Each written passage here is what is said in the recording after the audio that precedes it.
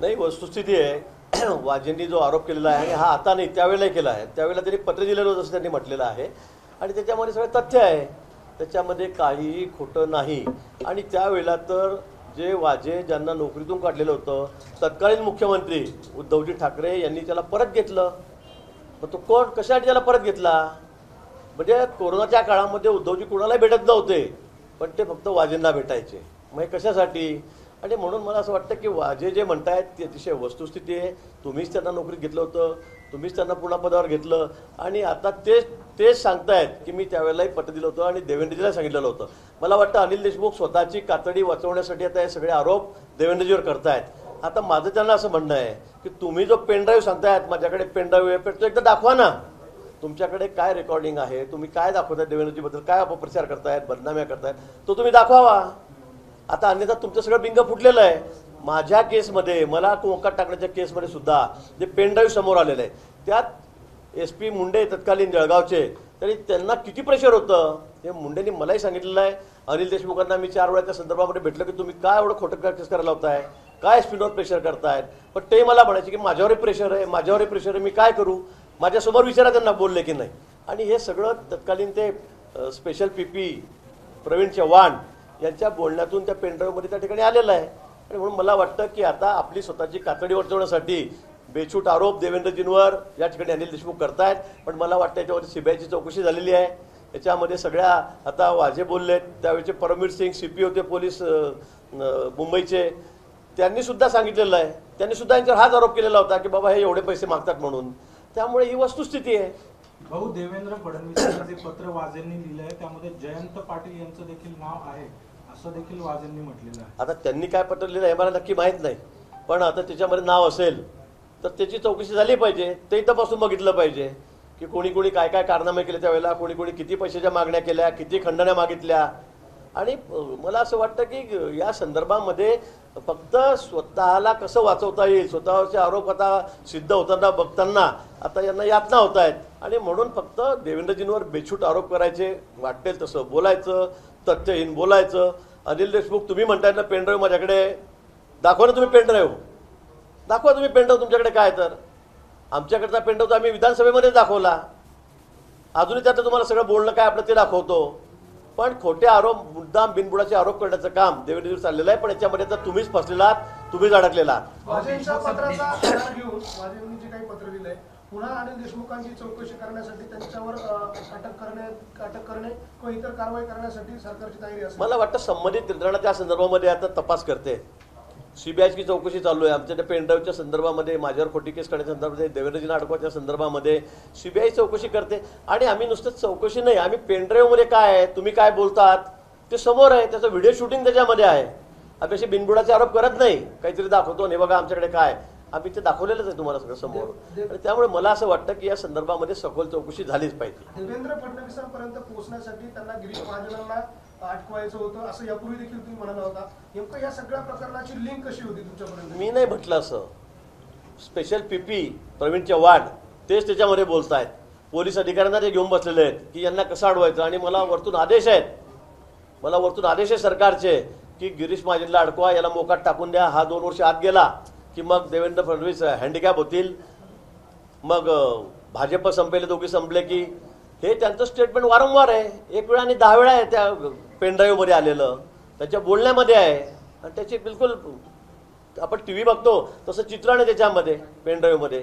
त्यामुळे मला असं वाटतं की त्यांचं हे षडयंत्र होतं, हे यावरून सिद्ध झालेलं आहे. त्याच्यामध्ये जे तत्कालीन पोलीस आयुक्त होते त्यांना मोकळं सोडण्यात आलं असं संजय राऊत म्हणतायत. आणि निवडणुका आगामी जिंकण्यासाठी भाजप गुंडांचा वापर करते असा देखील आरोप त्यांनी. आता बघा, संजय राऊतच्या जिभेला काही म्हणजे हाडच नाहीये, ते सकाळपासून वाटेल ते बोलतात, बेछूट आरोप करतात, अगदी असंसदीय भाषा वापरतायत. त्यांच्याबद्दल आता लोक त्यांना कोणी सिरियसही घेत नाही. ते सकाळ झाली की त्यांना काही बोलायचं असतं, भडक बोलायचं असतं की जेणेकरून काहीतरी त्यांच्या TV मध्ये राहतील, काहीतरी TRP वाढेल. आणि म्हणून आता लोक मात्र त्याच्याकडे दुर्लक्ष करतायत. आता तुम्ही काही सांगाल तर समोरचे अधिकारी सांगतायत ना, तुम्ही सत्तेत असताना त्यांनी तेच सांगितलं, नसताना तेच सांगतायत. परमवीर सिंग त्यावेळेचे CP होते, त्यांनी एक उघड सांगितलेलं होतं, वाजेंनी पण तेच सांगितलं होतं, यांच्याबद्दल सांगितलं होतं. आणि म्हणून मला असं वाटतं की राऊतांच्या म्हणण्यात तर कुठलंही तथ्य नसतं, ते न ऐकलेलंच बरं. पण आता सगळे साक्ष पुरावे समोर येत आहेत सगळे अधिकारी सांगतायत आणि आता सांगत नाहीये तर ते म्हणतात आम्ही पूर्वी पत्र दिलेलं आहे, त्याची कॉपी दाखवतायत. त्यामुळं लोकांच्या लक्षात येतं की त्यावर सत्यता काय म्हणून. देशमुखांच्या प्रश्नांची उत्तरं देण्यासाठी भाजपकडे काही मुद्दे नाहीयेत म्हणून त्यांनी जेलमधला प्रवक्ता बाहेर काढलेला आहे असं संजय राऊत म्हणतात. आता मला कळतच नाही काय, आता तो त्याचा आय विटनेस आहे ना, सगळा प्रमुख त्यातला कोण माणूस आहे की ज्याने आरोप केले त्यांच्यावर, ते वाजेंनीच केलेले आहेत. आम्ही कशाला प्रवक्त्याची गरज आहे आम्हाला, आमच्याजवळ तर पेन ड्राईव्ह आहे ना आमच्याकडे. तुम्हीच काय बोलतात, तुमचे अधिकारी काय बोलतायत, कसं षड्यंत्र करतायत, तुमचे अधिकारी मुंडे ते सांगतात की मला किती अनिल देशमुखांचा फोन आला, 10 वेळा अनिल देशमुखांनी फोन केला असेल त्यांना, मला माहिती आहे.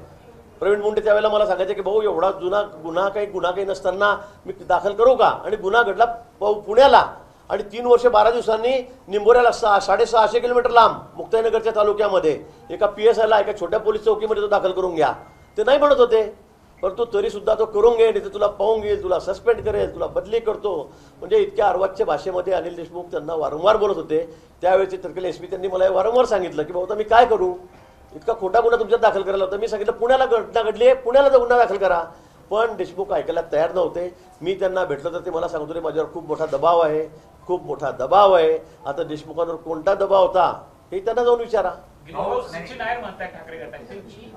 चांदीवाल समितीचा अहवाल या देशमुख प्रकरणाविषयी चौकशीसाठी करण्यात आला होता, त्याचा अहवाल तयार आहे, सगळं आहे, तो मांडला जात नाही, समोर येत नाहीये, पटलात पण मांडला गेला नाही. मला त्या संदर्भामध्ये का त्याला उशीर होतोय, का नाही आहे, तो आलाय की नाही या संदर्भामध्ये मला माहिती नाही. पण निश्चित तसा काही अहवाल असेल तर तो मांडला गेला पाहिजे. मी देवेंद्रजींना त्या बाबतीमध्ये मुख्यमंत्री महोदयांना विनंती करेल. अनिल देशमुखांनी काही दिवसांपूर्वी नाशिकमध्ये पत्रकार परिषद घेऊन या संदर्भात आरोप केला होता की तो अहवाल येऊ दिला जात नाही कारण त्यामध्ये मी निर्दोष आहे म्हणून तो अहवाल येऊ दिला जात नाही. आता कोणत्या अहवालामध्ये ते निर्दोष आहेत मला सांगा ना. आता CBIची इन्क्वायरी झालेली चालू आहे, त्याच्यामध्ये सगळे अधिकारी त्यांचं नाव सांगतायत. पूर्वी पेनड्राईव्हमध्ये त्याच्यामध्ये त्यांचं नाव आहे. मला असं वाटतं त्यांची इच्छा असेल, मला आता कल्पना नाही या अहवालाबद्दलची वस्तुस्थिती सद्यस्थिती काय म्हणून, पण निश्चित देवेंद्रजींना मी त्या संदर्भामध्ये विनंती करेल, मुख्यमंत्री महोदयांनाही करेल.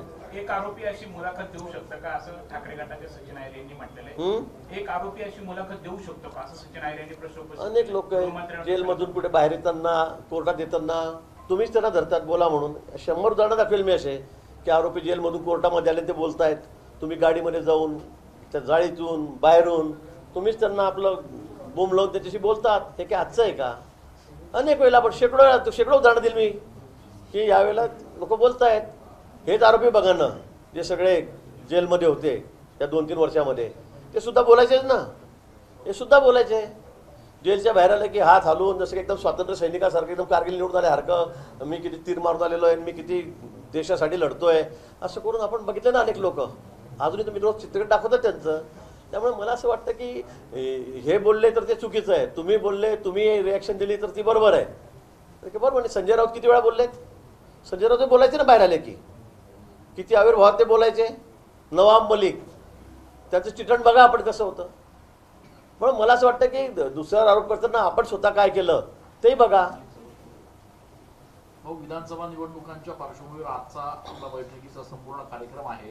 नेमका काय आढावा घेतला जाणार आहे आणि काही स्ट्रेट फॉरवर्ड डिसिजन भाजपच्या वतीने घेतले जाणार आहेत का आगामी काळात. भाजप आपल्याला कल्पना आहे, आमची केंद्रबेस पार्टी आहे, आम्ही संघटनात्मक आमचं सतत सुरू असतं आणि त्याच पद्धतीने ही आजची बैठक आहे. आपण राज्यभरामध्ये विधानसभेच्या दृष्टीने आम्ही तयारीला लागलेलो आहोत आणि सगळ्या ठिकाणी आज जसं जळगावला राम शिंदे आहेत, नाशिकला मी आहे, सगळेच आमचे जे प्रमुख 20 लोकांची टीम आहे ती पार्टीने त्याला सिलेक्ट केलेली आहे, ती सगळ्या महाराष्ट्रामध्ये जाऊन प्रत्येक ठिकाणी जाऊन बैठका करते. हे संघटनात्मक काम आहे.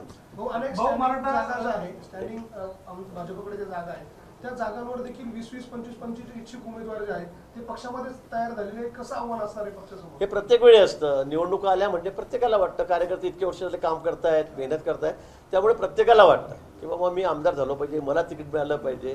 हे काही आजच आहे अशातला भाग नाही आहे. त्यामुळे मला वाटतं की शेवटी पक्ष जे ठरवेल, नेतृत्व जो निर्णय देईल तो सर्वांना या ठिकाणी मान्य राहतो. अपवादात्मक परिस्थिती 1-2-3 ठिकाणी काहीतरी असं मला वाटतं. मग लोक काही त्यावेळेला सगळ्याच पक्षांमध्ये मग कोणी इकडे तिकडे जातं, बंडखोरी करतं, हे चालले प्रक्रिया. महायुतीचं आव्हान तुमच्या समोर आहे. तिघही पक्षांना एकाच ठिकाणी एक जागा द्यायची, बाकी इतर पक्षांमध्ये सुद्धा इच्छुक आहेत, ते आपण कसं आता हे करणार. सॉरी मी समजलं काय. महायुती यावेळेस तुम्ही विधानसभेमध्ये फेस करणार आहात तर भाजपात इच्छुक खूप आहेत, पण महायुतीची तुमची जी मंडळी आहे बाकीची ती राष्ट्रवादीला अजित पवार गटाने 9 जागांची मागणी केली आहे.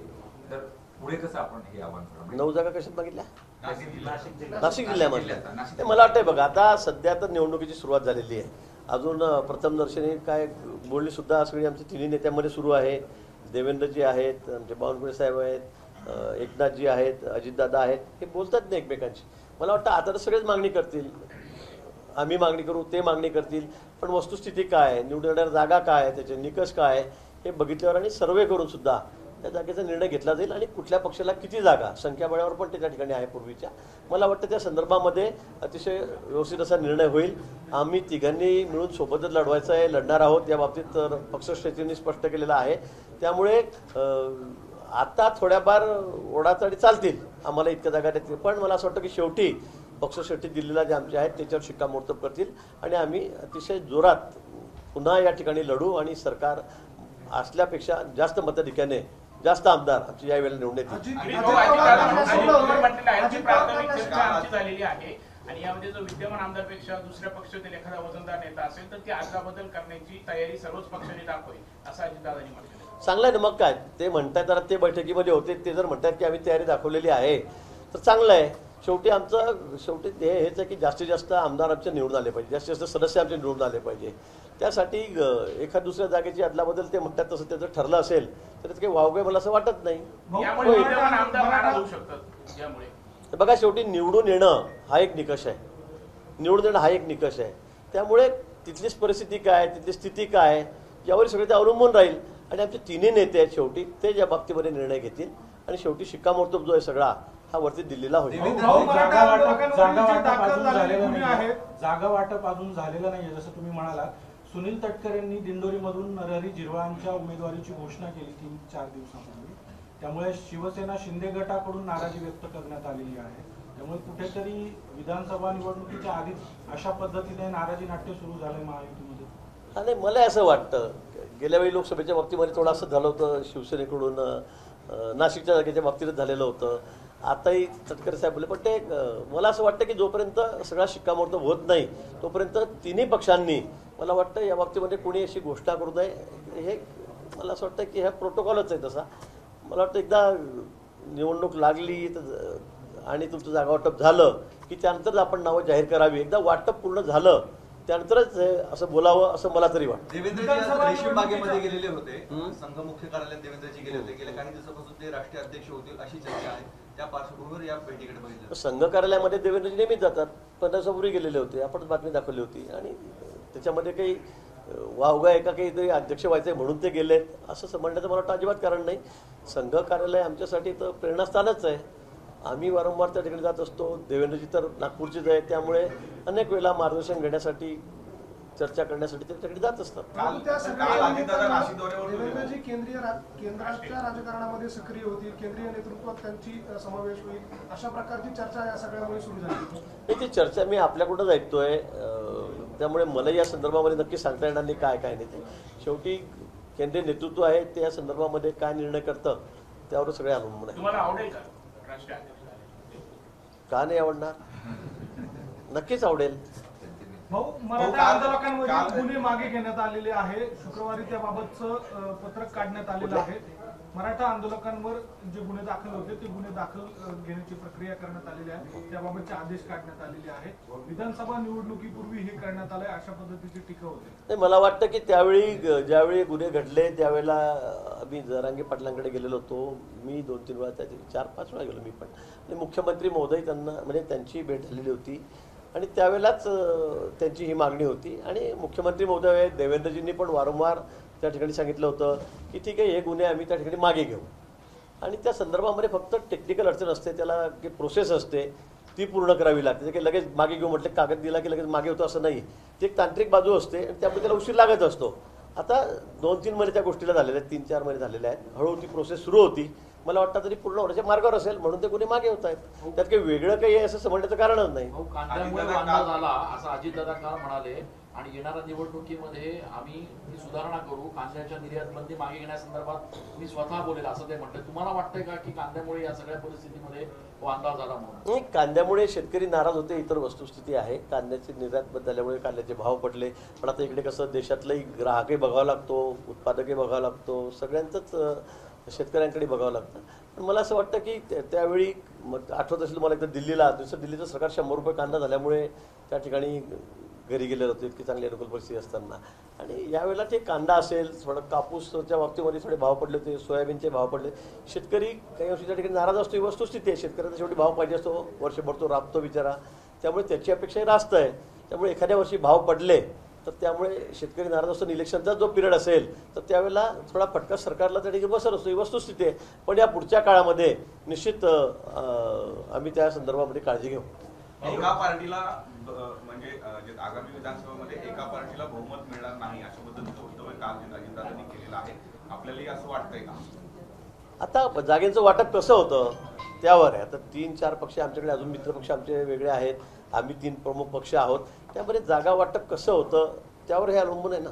रोहित पवारांनी काल मंत्री होण्याची इच्छा व्यक्त केलेली आहे. जर मी मंत्री झालो तर एमआयडीसीच्या फाईलवर मीच सही करेल कोणत्याही मंत्री होऊन आताच्या मंत्र्यांनी केले असं. चांगलं आहे, वाईट काय, भाऊ वाईट काय त्यामध्ये? तरुण आहे, फार अंगामध्ये त्याच्या फार हुरूप आहे सध्या कामाचा, दररोज ते टीव्हीवर असतात, त्यामुळे त्यांना वाटतं साहजिक आहे. आणि ते पवार घराण्यातले आहेत, पवार साहेब त्यांचे आजोबा आहेत, त्यामुळे त्यांना काय कठीण आहे. पण त्यासाठी सरकार यावं लागेल, त्यासाठी बहुमत यावं लागेल, हे त्यांनी लक्षात घ्यावं. भाऊ, गेल्या वेळेला नाशिक आणि उत्तर महाराष्ट्राची विधानसभेची धुरा सगळी आपल्या खांद्यावर होती. यावेळेला जे स्टँडिंग आपल्या पक्षाचे काही आमदार आहेत त्यांच्या जागेवरती नवीन लोकांना संधी देणे किंवा अशा स्वरूपाची चर्चा आहे का? अशी चर्चा कुठे नाही, अशी चर्चा कुठे नसते. या संदर्भामध्ये सगळे सर्वे सुरू आहेत. सगळे पक्षीय पातळीवरून आम्ही सगळ्याच तपासूनही बघतोय. पण यावेळेला आम्ही सगळ्या जागा अतिशय तपासून या ठिकाणी त्यांना तिकीट दिलं जाईल किंवा कोणी लढवायचं, काय लढवायचं या संदर्भामध्ये निर्णय केला जाईल. ते आमचे पक्षश्रेष्ठी आहेत, आमचे भाजपचं नेतृत्व आहेत, बावनकुळे साहेब आहेत, आमचे फडणवीस साहेब आहेत, या संदर्भामध्ये शेवटी निर्णय घेतील. पण यावेळेला अतिशय बारकाईने आम्ही लक्ष देऊन की कुठल्या जागेवर काय होण्याची शक्यता आहे, काय नाही आहे, या संदर्भामध्ये चाचपणी आमची सुरू आहे, सर्वे आमचे सुरू आहे. आणि ते बघूनच आम्ही तिकीट ठरतो. या सर्वेवरूनच मधल्या काळामध्ये शिंदे गटाने आक्षेप घेतला होता की असा कुठला सर्वे ज्याच्यामध्ये पहिले हेमंत गोडसे नाही असं म्हणतात आणि नंतर त्यांनाच तिकीट द्यावं लागतं. तर हा सर्वे नेमका काय, या सर्वेबाबतच संशय व्यक्त करण्यात आलेला आहे आपल्याच मित्रपक्षांकडून. नाही, गोडसेंच्या बाबतीत तर सुरुवातीपासून सगळ्यांचा सूर होता. म्हणजे जे शिवसैनिक आहे त्यांचाही तो सूर होता इथे, त्यांना देऊ नका, जागा बदलून द्या म्हणून. त्यामुळे सर्वेचा विषय असा इथे नाही आहे. पण सगळ्याच पार्ट्यांमध्ये मी असं म्हणेल की थोडं कशाच्या आधारावर आपण बोलतो तर सर्वे हा एक आधार थोडा असतो, पण तो संपूर्ण असतो असं मला वाटत नाही. त्याचबरोबर कार्यकर्त्यांनी विचारलं गेलं पाहिजे, ग्राम पातळीवर अगदी शेवटच्या पातळीपर्यंत मतदारांना काय वाटतं पाहिजे, हेही थोडं पक्ष पातळीवर त्याचा विचार व्हावा. आणि म्हणून मला असं वाटतं की सर्वे हा थोडा बेस त्याचा असतो, पण तो 100% नसतो. त्यामुळे आम्ही यावेळेला अगदी थेट खालपर्यंत जाऊन त्या संदर्भामध्ये कार्यकर्त्यांची चर्चा करतो आणि त्या संदर्भामध्ये निर्णय शेवटी घेतला जाईल. भाऊ, एक शेवटचा नाशिक मुंबई महामार्ग खड्ड्यामध्ये आहे, तो दुरुस्त होत नाहीये, केंद्राची जबाबदारी आहे. वारंवार बैठका होतात, इशारे दिले जातात. जसा कांद्याने लोकसभेत वांदा केला तसा मुंबई महामार्ग यावेळेस विधानसभेत वांदा करू शकतो अशी चर्चा. नाही, नाशिक मुंबई महामार्ग खरं आहे, गेल्या अनेक दिवसापासून त्याचं काम सुरू आहे. मी पण त्या संदर्भामध्ये मागच्या वर्षी तक्रारी केल्या होत्या आणि खूप लोकांना त्रास सहन करावा लागतो, ही वस्तुस्थिती आहे. आता काल परवा अजितदादांनी त्या संदर्भामध्ये बैठक घेतली, देवेंद्रजींनी सुद्धा त्या संदर्भामध्ये अतिशय गंभीर अशी बैठक घेतली, मुख्यमंत्र्यांनी दखल घेतलेली आहे. मला वाटतं हा रस्ता लवकर झाला पाहिजे. म्हणजे 7-7 तास 8-8 तास ही वस्तुस्थिती आहे. मी पण येतो जातो, पण त्याला खूप उशीर इकडे यायला लागतोय. मला वाटतं राज्यभरात आपण सगळीकडे गेला तर अतिशय सुंदर असे रस्ते, म्हणजे अगदी परदेशात जसे रस्ते तसे सगळीकडे रस्ते आपल्याला दिसत आहेत. म्हणजे इकडून तुम्ही पुढे जळगावपर्यंत जा, आमच्या पुढे नागपूरपर्यंत जा, इकडे इंदोर, सगळीकडे रस्ते अतिशय व्यवस्थित आहेत. पण नाशिकच्या रस्त्यांना तिथले जे ब्रिज आहेत, मला वाटतं त्या भिवंडीच्या फाट्याजवळचे, त्याला थोडा उशीर, आसनगावजवळ त्याला त्या ठिकाणी उशीर लागतो, ही वस्तुस्थिती आहे. पण शासनाने अतिशय गंभीर दखल त्याची घेतलेली आहे. मला वाटतं या महिनाभरामध्ये आपल्याला त्या संदर्भामध्ये चित्र बदललेलं दिसेल. एबीपी माझा, उघडा डोळे बघा नीट.